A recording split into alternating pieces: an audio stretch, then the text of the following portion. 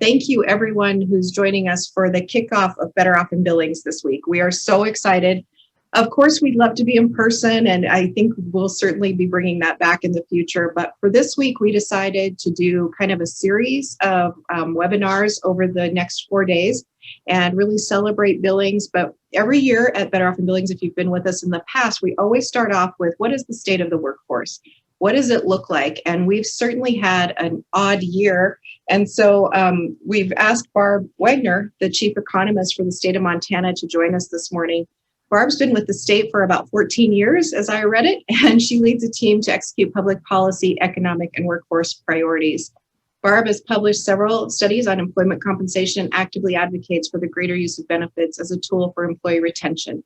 Barb was also instrumental in crafting the apprenticeship tax credit, which we're going to hear about later in the week. So thank you for that, Barb. And Barb is our go-to data guru for the state and regional information around workforce. So if everybody would join me in welcoming Barb Wagner. Thanks, Melanie. Great introduction. You're completely right that it has been a very weird year, including for the economy, obviously, not just for all of us working from home, and the complete change in what we were our lives were like over the last year. And I picked this photo because, seeing the sun come up over the horizon, that's how I feel we are right now in the economy. We are definitely seeing signs of life, but it is, we're not fully into the full sunshine yet, kind of like our Montana spring. So we're kind of getting a little bit of mixed signals from the economy right now. And so I'm going to be a little bit more nerdy in my approach and talking about exactly how these measures are determined and what they're saying about our Montana economy and the Yellowstone economy. Probably the first question I have been asked, or the most common question I've been asked by people over the last year or the last few months is how our unemployment rate can be so low, yet we still have so many people on unemployment insurance. This chart shows the US, Montana, and Yellowstone County unemployment rates since 2000. And Montana's rate is down to 3.8%. Yellowstone's a little bit higher, but it's also not seasonally adjusted. That's why you see so many little bumps up and down in this data source. So it's probably as the summer months come down, it'll be down closer to the Montana rate. Regardless, after this huge spike we had last year of the US rate all the way up to 14.7%, it's really shocking that our economy has come back down to such a low unemployment rate across the state in just a few short months, really. And it's also confusing because at the same time, we still have a very large number of unemployment insurance claims. So this chart shows on the top chart, this is the number of unemployment insurance claims in the state of Montana over the past year. So our previous levels before the pandemic were pretty low. This is below about 12,000 was what we were averaging in February and March of last year. And then the huge spike up in April, of course, during the business closures, and then a slow decline since then, a little bump up during the winter months. You notice there's a bit of a curve upward right here. That's pretty normal. Montana has a lot of seasonal unemployment. And so the increase in the last few months, mostly from seasonal unemployment, but also we did institute additional unemployment insurance benefits during this time frame. So we did have some bump up from that as well. Right now, the most recent week shown in this chart is April 3rd. We're at 25,000, almost 26,000 people who are on unemployment insurance. In Yellowstone County, very similar patterns continued to go down through this year. And now Yellowstone County is about 3,500 claims. So that's pretty confusing because the unemployment rate here, so low. And in fact, if we're looking at that unemployment rate, it says that the number of unemployed people right now are roughly 20,000 people. Yet we have 25,000 people, 26 nearly, on unemployment insurance. That's pretty confusing. In Yellowstone, we've got our official statistics suggest that there's only 3,300 people, yet we still have 3,500 people on unemployment insurance claims. That's confusing. Well, what's the answer there? Part of it is, of course, that you can be employed and still be on unemployment insurance. There is about a quarter to a third of our workers on unemployment have part-time earnings. This chart shows same time frame of over the last few years, actually just starting in middle of 2019. And then the gray is everyone who doesn't have any earnings that are on unemployment. And then the pink is the ones with part-time earning. So when we are talking about the number of unemployed for the statistic, it includes only those without any earnings. And the people who are on unemployment insurance is slightly different, right? That's a public program. It's not necessarily an economic definition. So that explains part of this reason, is that a lot of the people who are on unemployment insurance are actually in the labor force. So what would happen, of course, if we didn't have so many people on unemployment? Most of those who are not working are included. This is my nerdy little slide of how we calculate unemployment. And the unemployment rate is calculated by the number of people who are unemployed over the labor force. The unemployed is not necessarily people who are on UI. That is actually people who are actively searching for work but don't currently have any employment. If you're working part-time, you're considered employed.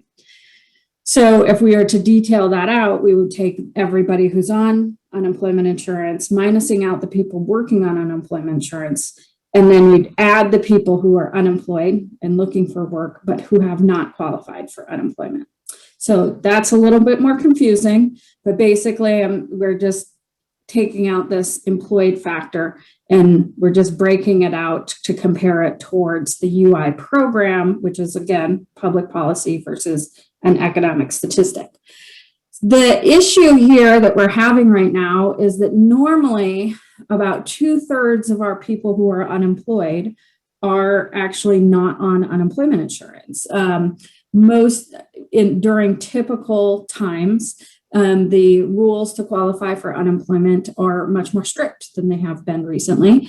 And so usually only about 2/3 of those unemployed people are actually on unemployment. Totally changed this year with the changes made with the that Congress has passed to the unemployment insurance program. And so now we have basically 0 people in this category of unemployed individuals who are not on unemployment insurance.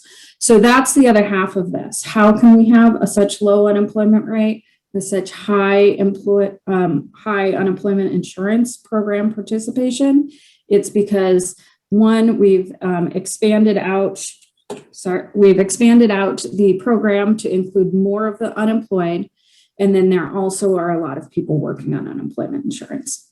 So what would happen if we chose, as I mentioned, there is some additional benefits on unemployment right now. We are allowing more people to be eligible that are not normally. What would happen if we ended those programs and people on unemployment would no longer have those incentives? Let's say all of them go back to work, right? So all of the unemployed that are currently on unemployment, they go back to work and they're considered unemployed. That still reduces our unemployment rate down to even lower than what it is. It would result in unemployment rates of like 2% or even lower. So the issue here is not necessarily the unemployment insurance program changes, although absolutely that does change people's incentives. The issue here is this bottom half of the unemployment relationship, which is the labor force. So now we're getting into the real interesting stuff of the presentation. This chart shows Montana's labor market indicators. The labor force up here on the top in gray, total unemployment, that includes the self-employed, and the number that's used to calculate the unemployment rate is this one in purple. And then payroll employment, that's just individuals who typically pay into the unemployment insurance trust fund. So that, but as payroll employees, it excludes some ag workers and excludes self-employed. So the real issue here is our labor force. And you can see from this chart that it, during the recession, we had during April and May, during the closures, we had a huge dip in our labor force, and then it popped back up very briefly for 1 month after the economy reopened. But since then, there's been a slow decline in the labor force. This chart shows the exact same thing that you were just looking at, but I indexed it to February, which is one of those things that economists do so we can fit all of the lines on the same chart. So what this will show is this black line right here is 100%. That's the level that each of these lines were at in February. And so any deviation from this line shows it in percentage terms and not in number terms. It just makes it easier to look at the chart. So here we're looking at the labor force. Like I said, we had some immediate declines during the business closures, pop back up again. But now, since then, the labor force has declined quite steadily. We're now at about 98%. We're still down about 10,000, nearly 11,000 people who have left the labor force since the pandemic. What is that from? Well, a lot of it is a lack of childcare. Some of it is early retirements. We'll talk about that a little bit more. Just so you see the other part of this, the employment level, again, fell dramatically, has been improving since then, since the shutdowns. And now that's where our tight unemployment rate or low unemployment rate is right there. It's just look how tight those two lines are. We're essentially the same number of people in our employment are also the same number of people in our labor force are also employed. So just very tight right there. Total employment also down 2% still. And payroll employment has been improving a little more steadily and is down only 1% since February. What about in Yellowstone County? Well, Yellowstone County had this exact same thing happen to their labor force. And in fact, you actually have had stronger employment declines as well.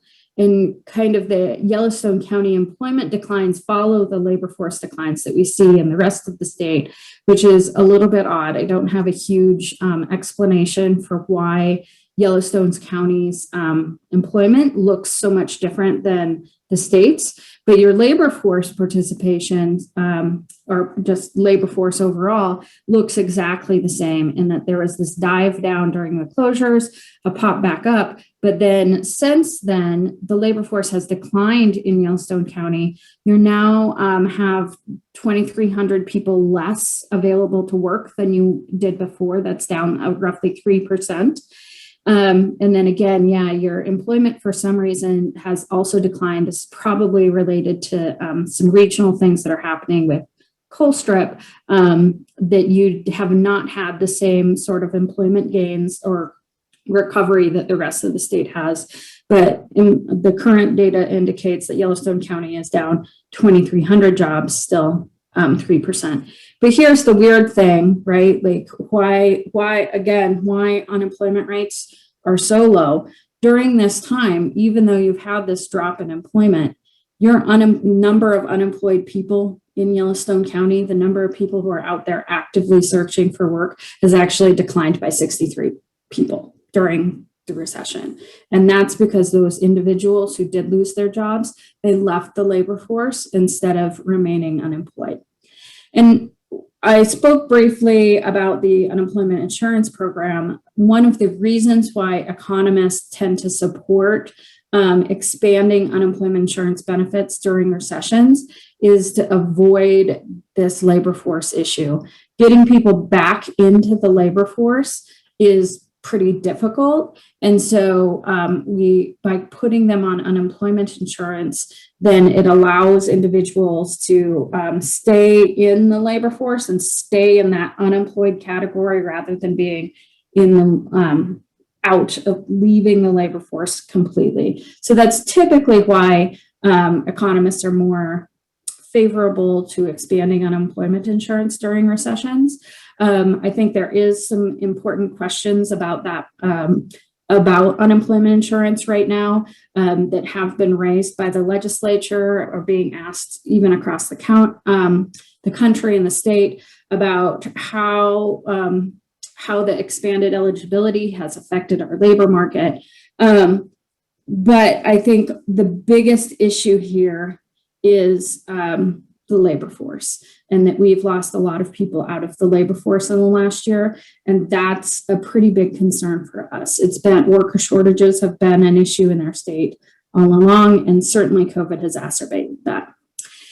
That being said, you know, does unemployment insurance, like this expanded eligibility, does it reduce people's willingness to work? Certainly, there are program requirements to force people on unemployment to look for jobs. Some businesses report that they're having huge numbers of applicants, many of them on unemployment insurance, because, of course, they're required to apply. So some businesses are reporting larger hiring pools. Other businesses are reporting a very difficulty hiring workers, and we'll talk about that a little bit more, well, throughout this whole presentation. It is important to remember that people can work on unemployment for part-time jobs, so this is a nice way to transition people off. The program is set up to avoid that. That being said, we'd be dumb to say that this higher UI payments don't change people's incentives. Absolutely, it does. So, I mean, the number one thing that you learn in economics is that people's incentives matter, right? And so those economic incentives do matter. So the labor force as the big issue coming out of that. What are the childcare I mentioned as an issue? We've had a worker shortage coming along from a long time. Those things seem to have been worsened by COVID-19. For example, I think we have seen a lot of accelerated retirements. We don't have a huge amount of data on that yet, which is why I have that question mark there. But it makes sense. We have had a very, very strong stock market in the last year. And if you are on the border of retiring versus not retiring, and you lost your job during the pandemic, it does make sense that you would just, oh, hey, my retirement account's doing great this year. I think I could do it. And so we just accelerate some of those retirements. I also think that probably is motivated a little bit by health concerns. Older Montanans are those that are at the most risk when they do contract COVID. So I think that probably, if you had the choice of retiring versus going back into the labor market, and you were at older Montanan age frame, and maybe you also had other health concerns, certainly that would affect your decision as well. That being said, we also know that there's about 55,000 Montana parents that have had to reduce their work hours due to a lack of childcare during this pandemic. That's a huge impact. I think that's the majority of the decline in the labor force is involved in parents trying to care for their children. And that's a tough one, because while we're making great progress getting the adult population vaccinated, we're still facing, we don't have any vaccinations for children yet. So that's a question mark. What are schools going to look like, even with schools back into in-person? They typically are not on a regular schedule as much. So we continue to have that friction. Again, something that existed prior to COVID-19 with childcare concerns, but that COVID has definitely changed that. And then I kind of talked about this already, but the risk of COVID exposure probably also has drawn people out of the labor market.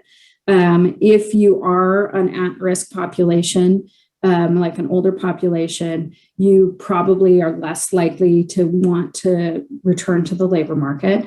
I think this probably affects low wage jobs the most in part-time jobs.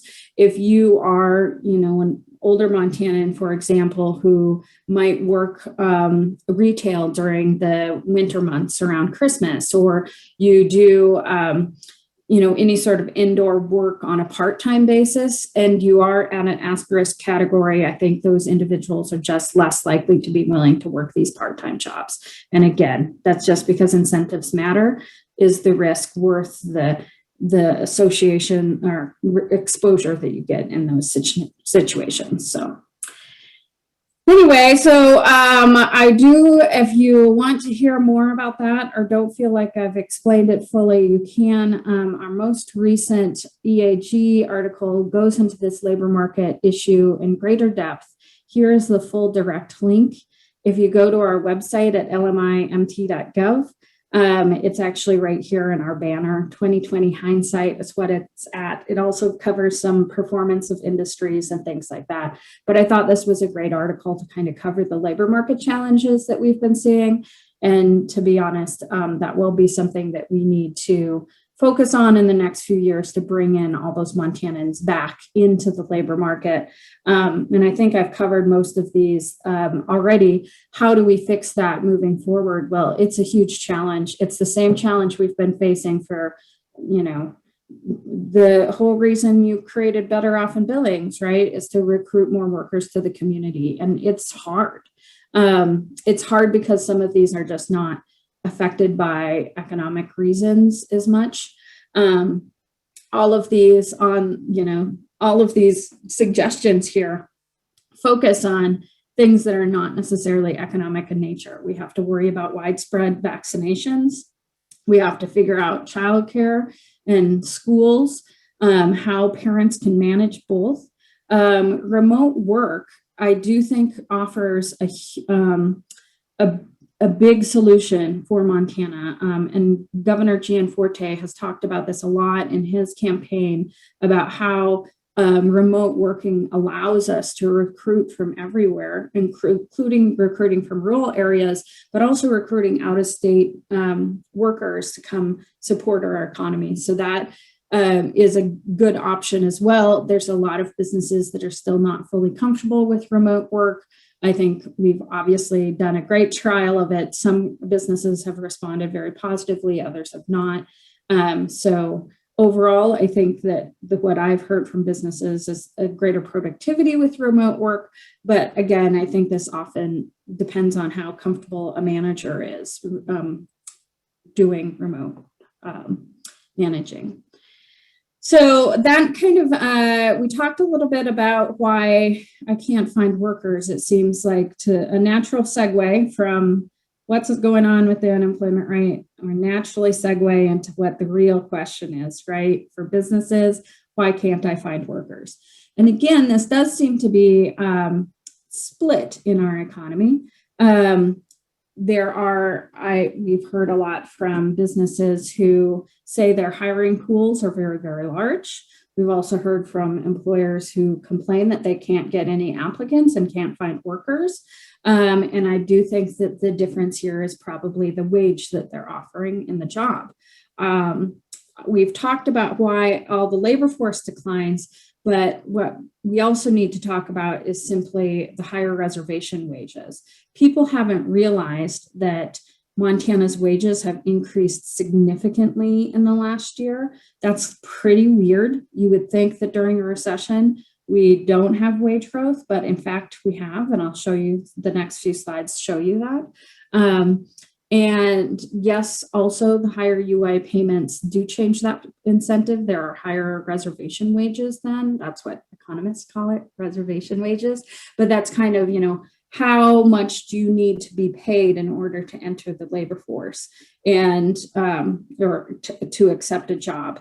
And yeah, absolutely, that the incentives matter. So, and then the last thing I'd like to talk about with the why can't we find workers is just the timing of this, in that we also have to realize that a lot of the workers, particularly in leisure services and retail, they've moved on and we're trying to hire a huge amount of work. As an example, here is the leisure services employment in the state of Montana over the last year. So here again, February, we started out. And we had this huge drop down in April and slow increases up into, and now we're down about 5%. So just in the last few months, I know a lot of restaurants, and by the way, leisure services refers to hotels, restaurants, entertainment like ski resorts, things like that. So I think that we've had slow reopening for most things, but a lot of restaurants in Montana are still running at reduced capacity, particularly in terms of staffing. They may be bringing more and more customers in slowly, but we still are down 5%. And in order to get back up to 100% as these restaurants open completely, that's a huge amount of hiring that are happening all at once. And it's been a long time since those workers were employed, over a year. And so when they go back to their existing staff and try to rehire them back, those workers have moved on. And during a normal year, you would have experienced that every single month as those turnover happens. But I think some businesses are right now going back to their former workforce, and they're surprised by how many people are not able to come back to work because they simply have moved on to a different job or a different part of their life, or they need to stay home and take care of their kids, things like that. And also we just have this huge chunk of, like, as every single restaurant in the entire state tries to expand, we also have an issue of, just that being a difficult thing because we're trying to hire so many workers at once. So I did get a question from Steve in the chat, and I will answer that later about the gap between number of jobs and active workers. Going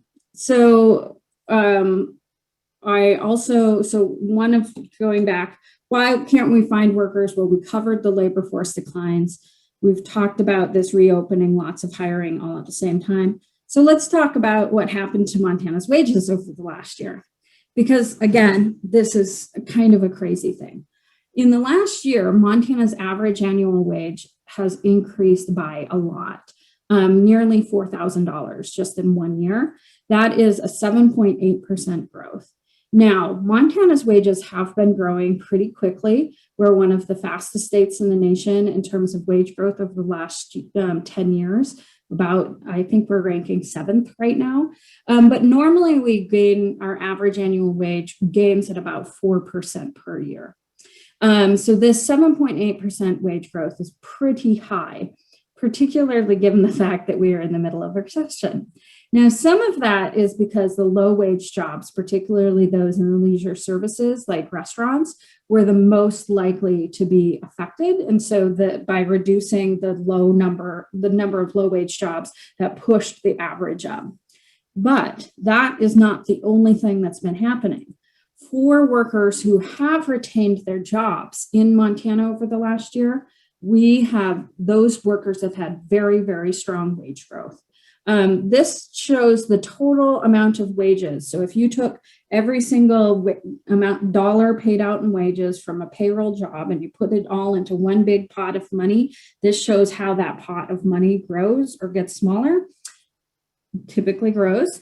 And it's shown in billions of dollars. So in the red line here is a trend line, and the blue line is what the total wages were. In the last quarter of 2020, we paid out about $6.4 billion in wages. That is significantly higher than our trend would have indicated, about almost $500 million more, over $500 million more than expected.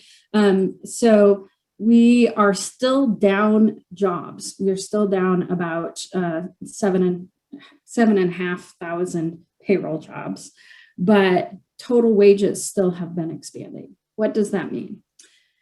That means that people who retained their jobs in the last year have a huge amount of wage gains that they've experienced in the last year. Now, I can't point to you exactly by occupation what has happened in wages. Is this true for both the low wage jobs and high wage jobs? We can't tell you that quite yet.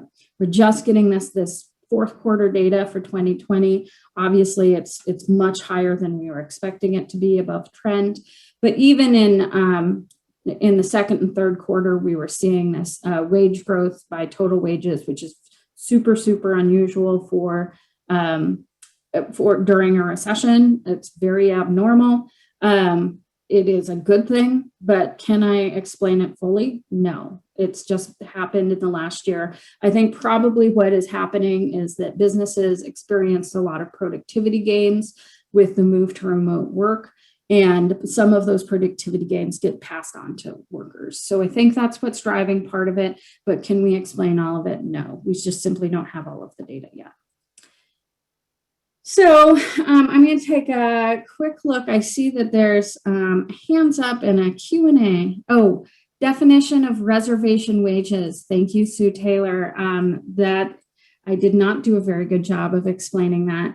So it's a term that economists use to refer to how much an individual needs to be paid before they do something, right? So if you are a mom who has kids at home, you probably need to get paid more than what the daycare is going to cost in order to go back to work, right? So that is called a reservation wage. So it's kind of in many ways what workers want to be compensated for their time for what they would be doing otherwise. So in some ways you're actually, you're competing against their life, right? In order to get workers into the workplace, and many times, particularly now. So they have reservations about going back to work until you meet their reservation wage, if that makes sense. So I hope that I'm going to mark that as answered, and hopefully that helps. We can talk about it some more later. Okay, so so far we've talked about that we've had really rapid wage growth. Our unemployment rate is really, really low. We're seeing some difficulties hiring among some jobs. We've actually had pretty good GDP growth, which I'll show you on the next slide. So the next question I get asked a lot is are we back? Is the economy back? Are we back to normal yet? And I will show you. So here's the GDP growth that people are talking about when they ask that. In the last 2 quarters, we've had just very strong growth. In the third quarter, we came rearing back from the pandemic quarter, and we had over 6% growth.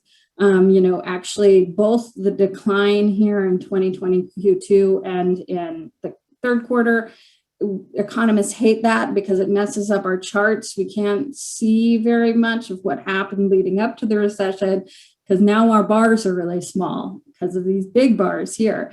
But so the point here is it was a very large change in comparison to our normal economic growth. So that's we are growing now. We had this large gain here. Our fourth quarter posted pretty strong, good growth. However, we are still, this shows our real GDP over time in just dollar terms instead of percentages. And you can see that we hit our peak here in the fourth quarter and declined from there. And we're still down about 3% from the peak. So are we back? No. Are we out of the recession? Yes, because recession just refers to the time where we go from the peak to the trough. That's recession. We're out of the recession. We are gaining, but are we fully back? No, we're still down GDP 3% from growth. I don't have data, and this is the slide that basically shows you I don't have data for Yellowstone County yet. This looks at the over the year gains in GDP growth. And Yellowstone County, I don't even have 2020 data yet, so I can't show you. Although the interesting thing on this chart is to show in 2016 the impact of the coal economy on the Yellowstone County economy. It's kind of interesting as well. If we're looking by industry, the change in GDP over the last year, agriculture, federal government, and construction all had very strong years. The rest of the industries have all been negative, with, of course, the biggest impact in the leisure services. Again, that's travel related, restaurants, hotels, things like that. Otherwise, ag, of course, had a great year. So, and construction continued to do well. What are both of those things? Outdoor industries where workers can continue to produce without as much risk of COVID. So again, the issue is COVID. Also, we're watched very closely the number of job openings and how that compares to the number of unemployed workers in the state. And that I think there was someone who kind of asked about the employment gap. This will probably show you what you're looking at there. The number of current job openings is about 13,000 right now for the entire state of Montana. This is up from, if you compare this time of 2021 to before the recession, we actually have higher job postings now than we did before the recession. That's great news, but we still have more unemployed people or people on UI than we do openings. So even if we did want to put these in people fully back to work, it would not only take some time to have the right matches occur, but also we just don't have enough job openings yet. In the Billings area, we're pretty closer than Montana overall, but again, number of job openings in the Billings area, 3,200. Number of people on unemployment is 3,564. And remember, some of these individuals are working part-time jobs right now, so they may not be able to fully accept a full-time job. With labor force, you've seen this chart before. I just wanted to point out again, we did have a strong recovery in terms of our job growth. Total employment, that includes the self-employed, coming back very quickly, but we're still down about 2%. Payroll employment continues to improve. We have had a lot of payroll job gains. We're currently at 99% of our pre-recession peak, about 6,000 jobs down. So compared to the United States, Montana has had a easier time through the recession and a faster recovery. The red lines indicate the US for the solid is employment and the dashed is labor force. So, and then Montana is shown in the blue. So our labor force declines were a little worse. I mean, if you look at us just right now, both the US and the Montana labor forces are still down. The US a little bit more than Montana. But the US did not have this weird bump up in July. I can't fully explain this, to be honest, so who knows. And then our employment recovered much, much faster than the US did, but with probably a wider reopening and a more rural state probably helped our employment come back more quickly. But we, like the United States, have stagnated in our return until we can fully get the vaccines out the door. So, but we are doing much better. The US is still down about 5% employment. We're down 2%. So that's better. This looks at the state by state losses. The central areas of the nation tended to do better. Of course, the more rural your state is, and I would say the more area was available to get 6 feet apart, the better your economy did in general. So the more populated states where they can have much more difficulty with social distancing had larger declines, particularly California. South Dakota, Kansas, and Idaho are the only states that are blue in this chart. The rest of them are still pinkish to red, meaning job declines. We currently are ranking 10th among states for the best performance during the recession. I will point out this website a little bit later in the presentation too, but this is our job tracking dashboard that we've been doing, just keeping a track on the economy. You can find unemployment benefits or data for unemployment claims in your area. You can look up unemployment rates. This chart comes from there. All sorts of data comes from that chart. So we'll look at it a little bit more if we have time towards the end. And then the other thing that we to look at is how does this recession compare to other recessions? And our job growth certainly recovered very, very quickly in the months after, like as we reopened businesses. And then we've had less job growth since then in the last 3 months. But overall, our recovery from this recession has been very, very rapid. This chart shows the number of months since the recession trough. So the lowest point of the recession comes on 0. It's a really cool chart, but it does take me a little bit of time to explain. So the lowest point of the recession goes to 0. And then we look at how many months it took to get to the worst part of the recession, and then how many months it took to recover. And during the Great Recession, people talked about the jobless recovery. That the Great Recession was a very, very slow recession. The job losses happened over a long period of time, months and months. And it did take us months and months to recover from that recession as well, until we finally got up to 100% after 45 months, which was a very, very long time. And then you can see in comparison all these other earlier recessions, not very deep and pretty quick back to recovery. And then the spread one is the most recent the COVID recession. The sharp decline, that was because we shut down the businesses, right? Sharp increase as businesses reopened a few weeks later. And since then, a pretty steady, but slow couple months, we had some declines, but the job growth coming back. So you might be a little disappointed in that this is not as steep as we would like it to be, but we need to also keep in mind this historic perspective. In the 2008 recession, we regained about 480 jobs per month, and that is why it took us so long. In the 2020 recession, we've been regaining back 3,000 jobs per month. Even in September and November, which is part of these kind of low points here that are flat, we were still gaining thousands of jobs each month. And we're much, much higher than that average of 280. So while, yes, the recovery did slow down in terms of job recovery, it was fastest as we reopened, very fast during the summer. And then in the fall and winter, it did slow down a little, but we're still doing much, much faster than the other recessions. And so we have to keep that perspective in mind as well. So our averages are still looking very good, and our recovery is still very strong. That being said, we're not quite there yet. The other questions that I didn't know if I would have time to cover that I've been getting asked a lot is about what's up with the home prices. We've had very, very low mortgage rates in Montana and everywhere else in the nation.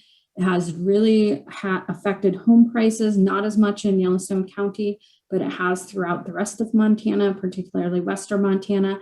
Well, we have just put up a dashboard to show that the home prices, and you can look at how Yellowstone County compares to the rest of the state, to the nation as a whole. We're actually using the Zillow estimates for this.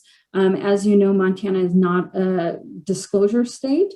So keep in mind that we're using Zillow, and Zillow may or may not be the most accurate in their estimations. I'm sure there's better data for if you're actually looking at home buying or selling. I'm sure your real estate agent can provide a more accurate sales, but we're using Zillow because it's available over a long amount of time in every single county, and we can provide it on our website for free. So that's why we're using the Zillow prices. And it is kind of interesting to look at how that changes over different counties in Montana. I would consider it the best available data that we can provide for free. Then we're getting a lot of questions about how many people have moved into the state of Montana during the pandemic. We don't actually have great data on that, but we do have some data on in-migration that comes from the census, including how many people are moving into Yellowstone County. You can go look at that dashboard at this site. And then also I mentioned the job tracking dashboard, how much has my county? And if you want to see it, it goes right here on this other data. You go to our lmi.gov and you just click on other data, and that's where all of our dashboards are at. So the final question that I've been getting a lot is, how will the economy be different? And when I was back in my real office, I had an 8-ball that is still sitting on the shelf in my office. And unfortunately, I didn't get a chance to bring my 8-ball home from the office yet. So my magic 8-ball that tells me all of the answers to these future questions, right? But I think that there are some answers that we do have, right? We know that it is really, really important that we have a healthy and well-trained workforce. We continue to have the same problem of a worker shortage, and some of the causes of that worker shortage has been exacerbated by the pandemic. We want people to be able to rejoin the labor force, but some of them can't if they can't find childcare. And we need to be able to bring all of the workers, both those that left the labor force and the unemployed, quickly back into work. That's definitely the goal, and sometimes that requires some training. We continue to have some trouble with while most of our industries have fully recovered or close to recovery, it's really the tourism related and the restaurant jobs that are still at decline. We don't have great data on everything yet, including remote workers. Are people less likely to work part-time jobs now? All sorts of different issues there.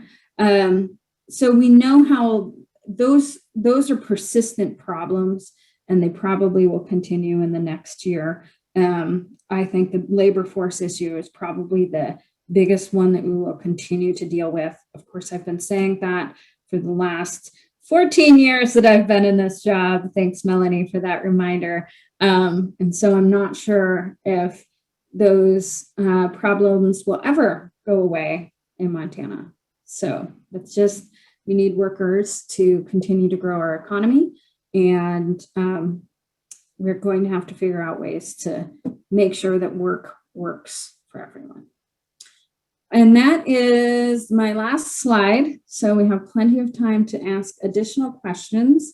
And I hope I got to Steve's question. Steve, I hope I answered yours fully. And Melanie, do you have any other questions? I think I got to all of them. Yeah, we don't have any other questions, so I encourage you to put your questions in the chat if you have them, or you can use the Q&A as well.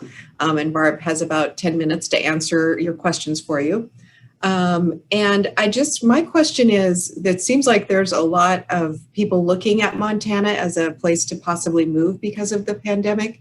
And one of the questions was about remote workers and, people working from home, but also this possibility of people coming in and, buying up real estate, living from home. How is that affecting the pure workforce numbers that we used to live with?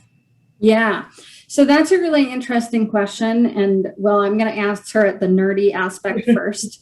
How does that affect our unemployment statistics? Super great question. So let's say someone moved to Montana with a job and they're now living in Montana and employed. They would be counted as employed in the state of Montana and would help drive down our unemployment rate to our low levels. Same thing, someone moved here without a job, they would come and either be considered out of the labor force, not working at all and not unemployed, or they would be unemployed if they're looking for a job. So yes, those people are included in our labor force statistics. I do think that there's probably some of that is making our data a little bit wonky. I can't give you a great reason for why our labor force expanded so much in May, like why after we reopened there was this huge spike up in our labor force numbers. I can't tell you that. It's a little bit wonky. I wouldn't be surprised if it gets revised out of statistics in a year or two with some adjustments. I can't tell you all of those things. Keep in mind also, we have had the census in the last year. Normally that would change our data as well. So we will be changing our data because of different population counts anyway. So we will be including those remote workers in there. How else? If someone travels, let's say someone decides to go live in Hawaii for a month and they can still consider themselves a Montanan, they would still be counted in our employment data as Montanans. If they permanently change their residency to Hawaii, they would be counted in Hawaii's statistics. Okay, and then the other thing, how does this affect our economy? Larger question. Overall, this is good. People bring their jobs here. That's adding to our GDP production. That's adding to our wage production. It increases the aggregate demand in our communities for our businesses. Yes, it does probably drive up some real estate as well. Although interestingly, Montana's real estate is not increasing any faster than nationally. And so to me, it says real estate prices are being driven by those low mortgage rates more than it is being driven by people moving here. Is people moving here part of it? Yes. But if we were having so many people move here from other areas moving to Montana, we would also see lower prices elsewhere and higher prices here. And we're not seeing that. We're seeing higher prices everywhere. So I think that plays into it absolutely. But don't forget that incentives matter and those low interest rates matter. So that's important there. Steve Simonson had a question about what strategy would you suggest for assisting the tourism-related economic recovery? That's a great question. Boy, I think that I feel like Montana, we're kind of back to work and our vaccinations have been distributed more rapidly than I thought they would happen, certainly. And maybe we can capitalize on that. Maybe we should be advertising, hey, just like Hawaii, right? Like bring your remote job here. We're great to do remote work and come stay in Montana for a few months with your job. Or, you also need workers. Maybe they'll stick around and stay. I think that might be a good way to capitalize on it. I think tourism will naturally recover as we get more and more vaccinations out. I know everyone is just dying to go travel, right? We want to get out there, get out of our houses. I mean, and maybe I do, I'm an extrovert. So I think that we will naturally recover, but it's important to remember that the foreign countries have not yet got the same vaccinations that we have. My little brother lives in Sweden now, and even Sweden, who you would think is ahead of the curve in terms of vaccinations, he's not expecting to get vaccinated until the end of July. So we still have a long ways there. And I forgot to mention it, we're also having supply problems because of that same issue. Other countries are much, much further behind in vaccinations than the US is. And so all of our manufacturing, we're having a lot of supply chain disruption because those manufacturers in foreign countries they can't make things from computer chips to t-shirts to, what did I hear? The bike shop in Helena can't get any bikes, period. So people are buying bikes and 9 months from now they'll be delivered. So I think we're seeing a lot of those problems and we're continuing to see that through this year, which is not about remote workers, but or tourism. That's okay. And Aaron Pratt asked the question, are there clear effects of a series of stimulus payments on consumer spending? So we don't have great data on consumer spending in Montana, although Ray Chetty, who is the winner of he is an economist that currently works at Harvard. He was at Stanford for several years, and he's the winner of the Bates Medal, which is the best economist out of 40. He has put together some really great data using, big data sets about data from banking and consumer credit cards. So you can Google that. I forget what the name of the website is right now, but Erin, I can probably send it to you. And so we do have from that, it's not an official statistic. So, and they only started gathering it during this recession. So it's hard to make firm conclusions about that yet, but it does show some pretty significant impacts on consumer spending from the stimulus. Absolutely, we see that the unemployment insurance payments in Montana have been huge for our recovery. I think there are good questions out there about how long we need to continue to provide $300 per week to individuals. But if you were to ask me how important those $600 payments were during the summer of last year, I would say very, very important. That really kept the demand going in our economy, and certainly supported that consumer demand and during a time where the fundamentals of the economy were failing. So the question, which is a good one, is, at what point when we see low unemployment rates like 3.8%, is it time to pull back on that? And because Montana is doing so much better than the nation, I think it might be a different answer in Montana than it is nationally. And I think that's an interesting question for us to be talking about. Great. Question from Dan Carter. Has anyone started collecting the data on the total number of remote workers in Montana? And I heard you, Barb, say you're still working remotely. So how do we measure that, and how will we measure if people come back or remote working stays as part of our daily lives? So we do have statistics that measure that, but they are only published annually. So we won't get data on it until next November. We might have data from 2020. In the meantime, there are private surveys that have been conducted. There was a nice research published by the National Bureau of Economic Research. The first one was published in April, and then another in August or September, that stated that roughly at the height of the pandemic, about 35% of Montanans were working from home. And then in August, we were down to 30%. That makes Montana one of the lowest states for percentage of the workforce working from home. So that gives us some signals, right? That isn't necessarily what you asked. You asked more about people, non-Montanans living in Montana, although, perhaps that makes them Montanans at this point, at least from a statistical viewpoint. We don't. So I think what the answer is that we will have a lot of different data that comes in that we'll have to put together to form a good look at things.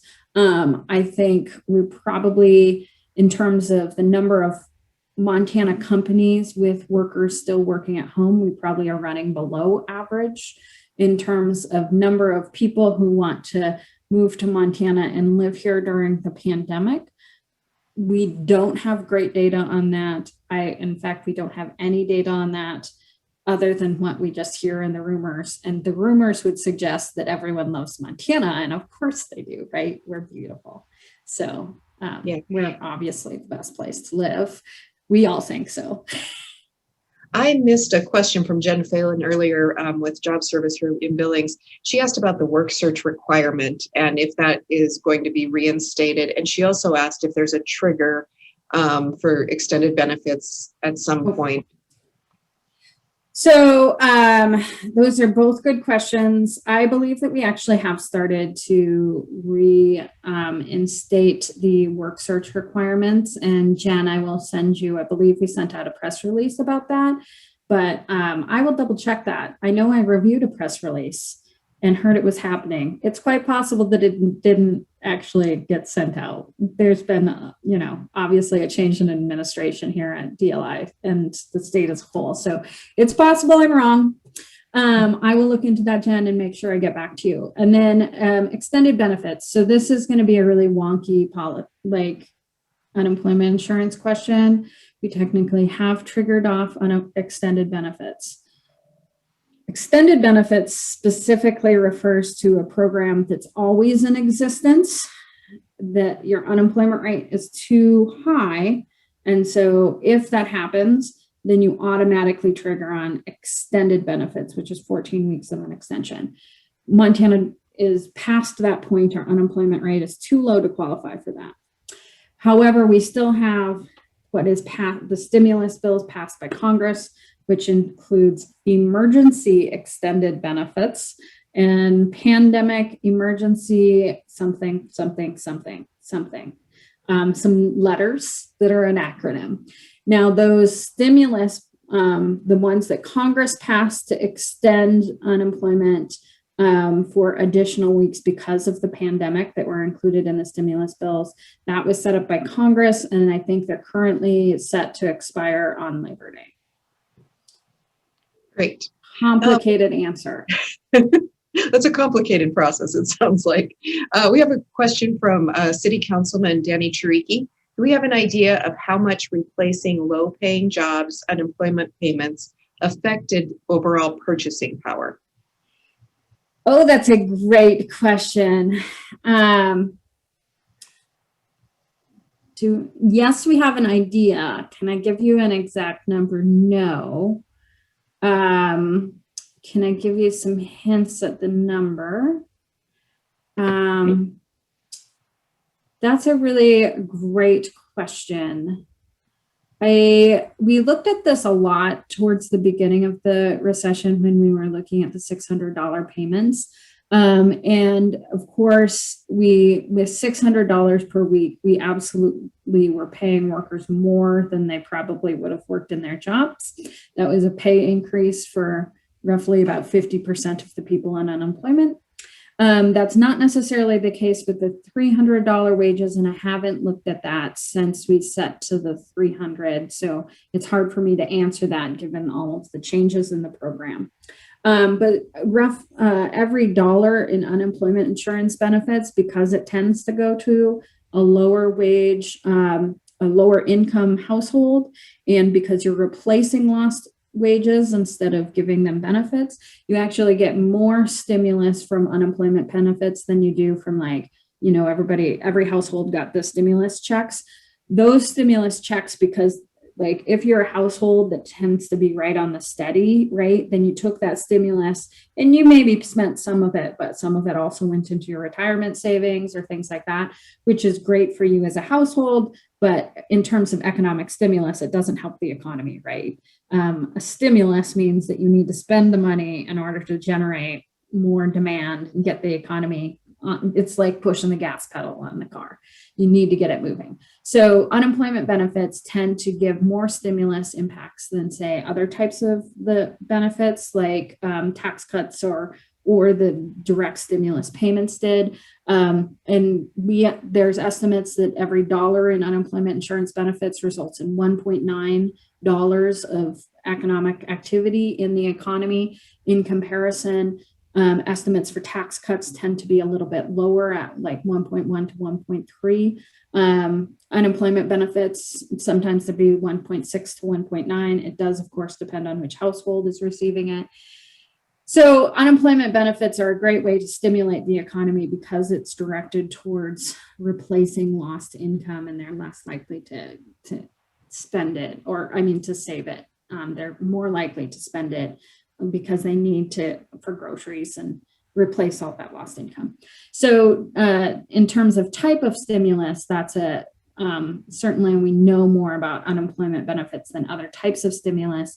The PPP, because it's a brand new program, we really don't know a lot about. It seems to have worked really well, I can tell you that. Our bankruptcies in Montana are actually down in 2020. We seem to, I think those PPP loans kept a lot of workers hired.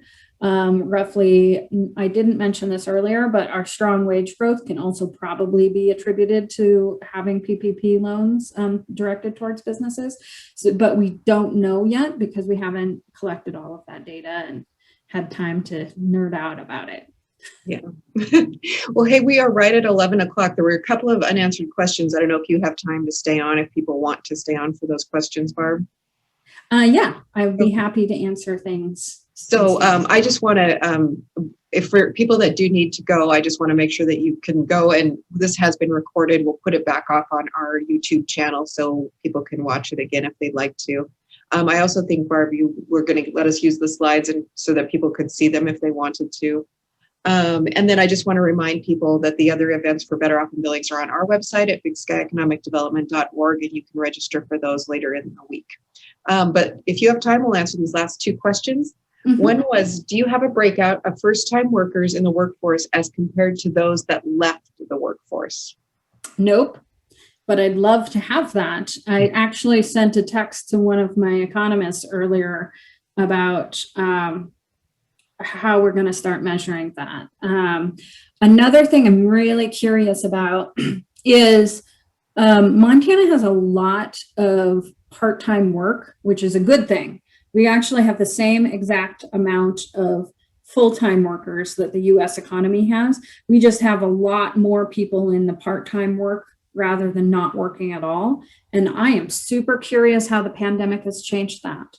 I think that tends to be students but also a lot of our older Montanans who are working part-time, like I said, like the greeter at Walmart, or, maybe you have, someone who just even wants a waitressing job just to stay connected to the community or something like that. And to stay active. It may be about income, or it may be just about being connected, right? And I am very, very curious to see, in my mind, I could see how many of those older Montanans in particularly are certainly not willing to go into a part-time job now until we can have widespread vaccinations. The risk is too high, and the wage for a part-time job that's a low wage part-time job is probably not high enough for them to take that risk. Vaccines will change that, certainly. So I'm really curious to see that. And part of it is we just don't have the data yet. We're just getting 2020 employment data in. And after we start getting that employment data, more and more starts trickling in about exactly what happened. So that's a great question. And I will let you know the answer when I know the answer. Okay, one last question. It's from Steve Simonson. It says, can you talk about the partnership with MSU Extension and the Montana Department of Labor's remote worker program launch? No. Steve, maybe you can talk about that. I have to confess something. I have actually been working with our unemployment insurance division for the past 3 months, working on unemployment insurance fraud. You guys may have heard that, like, fraud is a whole new thing. We're getting hit by, Russian and North Korea type fraudsters trying to get at our unemployment insurance trust fund, and we are blocking so much of that. We're actually doing a pretty good job, but I have been reassigned over to that for the last 3 months, and so I have been able to keep up on my Economist job, but all of those other things that the Workforce Services Division has been doing. And I've heard about this, but I honestly am not comfortable talking about it because of that. But I can tell you all about unemployment insurance fraud. Yeah, I think some of us got those notices, so it has been a big deal, hasn't it? Don't click any links and text messages or emails that you get from the department. Just open our website and go that way. That's my number one thing. It has been a whole new ballgame.